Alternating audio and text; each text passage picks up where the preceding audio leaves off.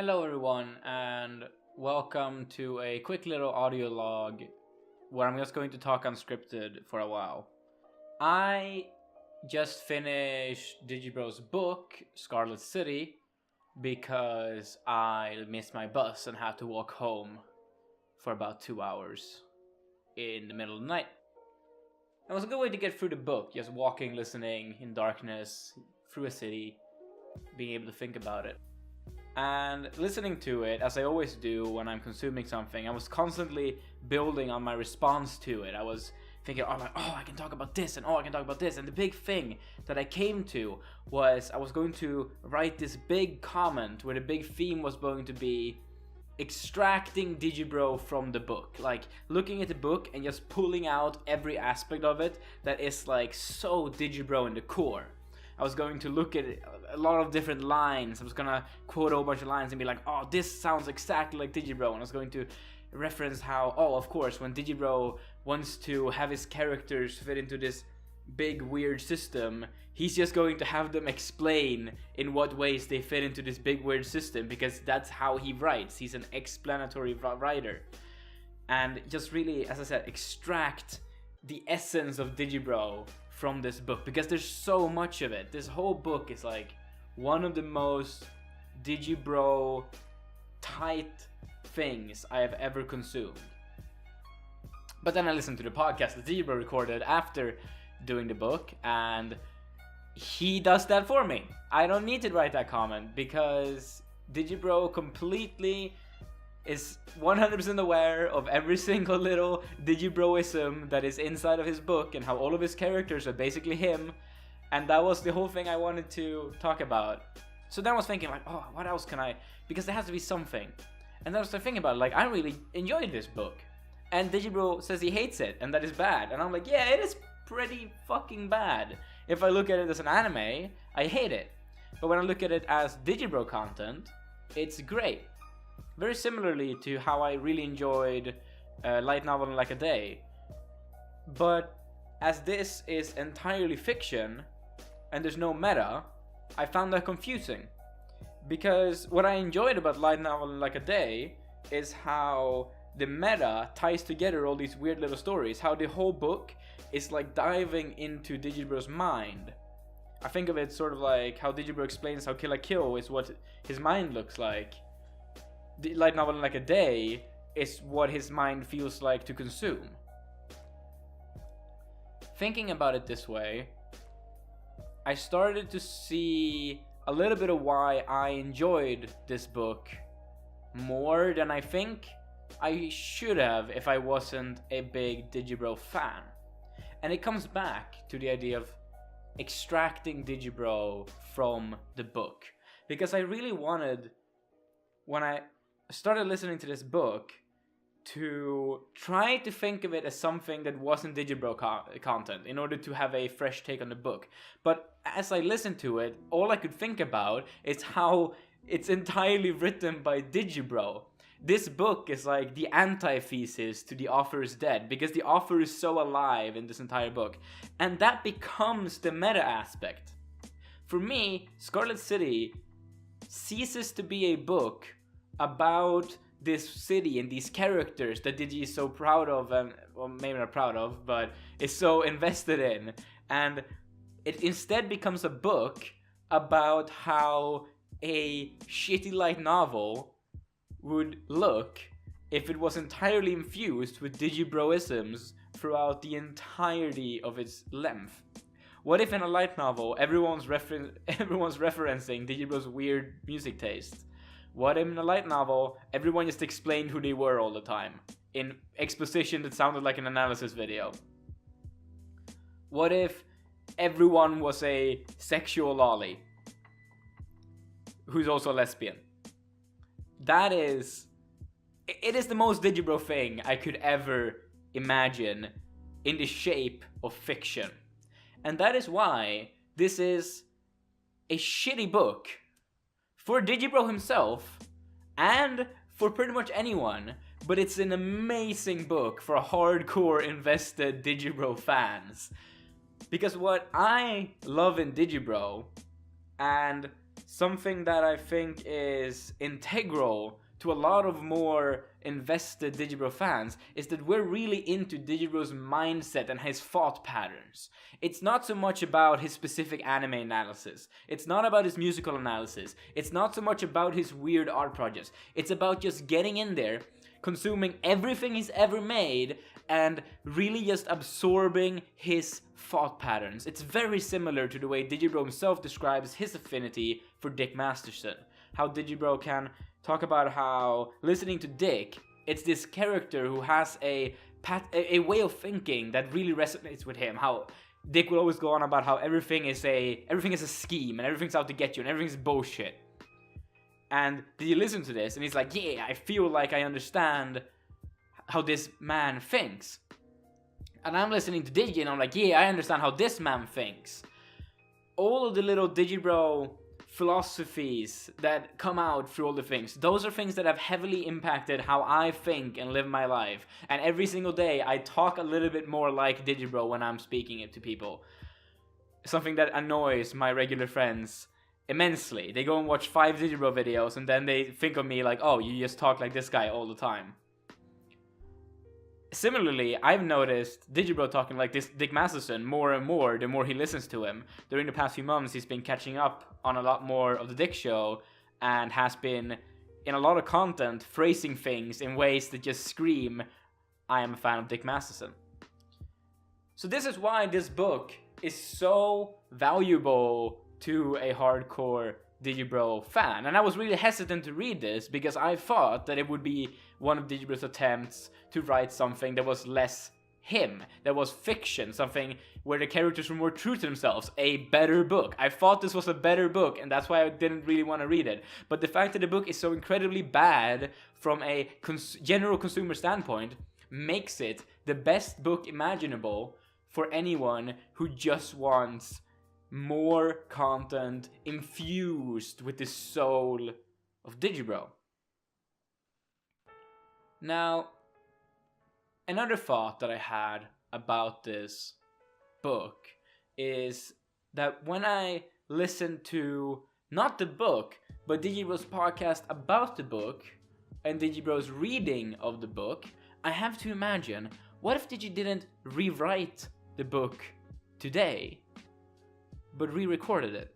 Because Digibro recording this in the end of 2016, I think it was, or early 2017, one of the two, really had a lot of things still be the same with him compared to when he wrote it. He was still not in a very active, long-term looking relationship. He was still not into drugs. Those are two things very resonant in part 2 of this book. And he talks about how, oh, this book is written in a way by someone who doesn't really understand these things as much. It's written by someone who's never smoked a lot of weed, casually. It's written by someone who, he references at one point that he talked about women's breasts and how he didn't really understand it. He just read a bunch of facts about it and that's why he wrote it that way. And now he's lived even more with a woman and they've been constantly smoking weed. Very casually and very normally. I wonder how Digi would react to the "that's a great bag of weed" line today, and how he would react to his reaction of it today. Now that his life has moved on in a very direct pattern where this book predicts almost that he's going. If you listen to this book in 2016, which I didn't, I would probably have thought, oh, Digibro's definitely going to get more into weed later. That's gonna happen. It's just a question of time. Just the way he talks about it here. So that's the second point. Digibro 2017 or late 2017 is very different from Digibro pre-May, and the well-laid, well-paid Digibro, I think, could have a lot of things to ponder about with both his book, but also his podcast about his book.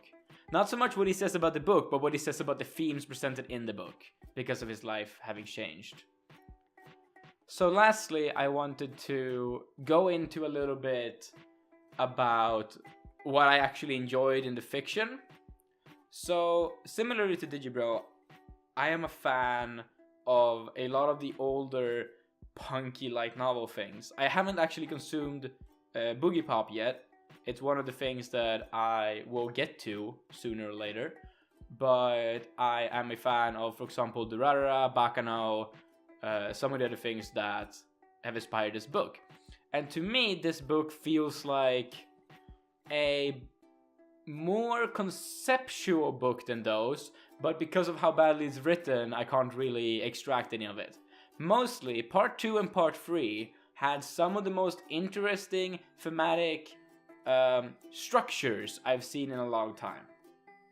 So, part 2, how the characters narrating in first person gets killed, and then it's revealed that it was actually her murderer narrating it by way of reading her memory post her death.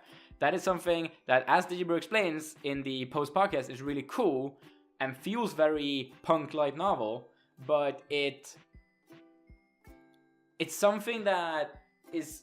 I didn't get it when I listened to it. I got it in the podcast, went back and listened to it again, and then understood better what was being written. And I thought it was really interesting. It's more interesting than I think a lot of the meta aspects of Bakano. But the thing with Bakano is that the whole thing is just so great, and all the characters are so great, and the writing is so great. Well, okay, at least in the anime. And that is why I would never say that this comes close to being as good. But the very core idea, the structural idea of the chapter is really freaking interesting.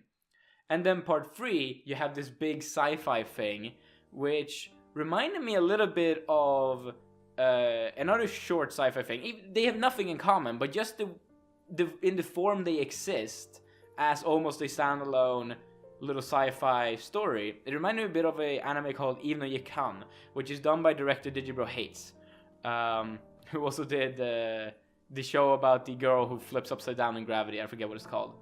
Digibro has expressed his hatred for this director, and everything is made several times. He runs a studio called Studio Rika. But in this Even Though You Can, it's just this 6-episode short little series exploring a cafe we're guested by rundown robots, and it's just exploring this singular concept in about the same time frame as Digibro explains the concept of Experiment 09 and her spawns. Now, what is actually the content of this?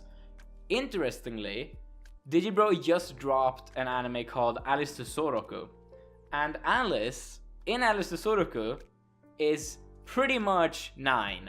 She is generally the same character as 9. Of course, 9 is way more dark, way more gritty, but in what they are as just a 5-year-old little lolly who's slowly learning about the world through a form of father figure or elder brotherly figure in 9's case, while having the power to basically manifest anything. That is what Alice... what is her name? I call her Alice, but she's not actually called Alice. She's called something else. The main blonde little lolly in Alice to Soroku. That's what she is. And Digibro just dropped this show hating it. And this makes me even more interested in seeing Digibro react to the second half of Alice to Soroku, where it's exploring her existence as a 9-type lolly in way more detail. Whereas in the first half, it's like this freaking bad anime. It's just a bad anime. Second half, still kind of bad, but it explores exactly the same ideas as I felt was explored in the creation of the character of 9. Now, the differences would be that 9 goes into this insanely brutal storyline where Oni-chan, her older brother, who's fucking called Oni-chan, is also called Aniki. He's not just called Oni-chan. This is so stupid. He dies. Her older sister is a serial killer and is awesome. She killed him, and then there's like this cycle of genocide of fake Oni-chans. Dude, this is the most... That cycle is so cool. It was one of the coolest things I listened to in a long time. So I really enjoyed this, and I really enjoyed comparing her to Alice from Alice to Soroku all the time. I think her name was Sanna. I don't know. Whatever. It's not important. She might as well be called Alice. Anyway, that is my little audio log about having listened to Digibro's book. Something that Digibro told me to do. When I said I didn't really want to, he was like, no, you'll definitely like it. A lot of people liked it. And now I know why I like it. So, this has been Whatta signing out. As a little side note, recording this, I tried to just record it while listening to some lo-fi hip-hop, just background noise, because I've been noticing I get really nervous recording audio for some reason. Mostly because I'm not used to it. And a tip for everyone else on the Digibois channel, and anyone else who wants to do audio, is that I found that this really works. Just listening to some kind of nonsense music that doesn't take up any thought in your head while recording, if you're nervous, really helps calm me down. And if I've ever seemed like I was stuttering and seemed nervous in this recording, well, that was between tracks. That was when it was going between tracks and it was silent, and I really got off my pace through it. So maybe find something seamless next time. Anyway, signing out. Bye.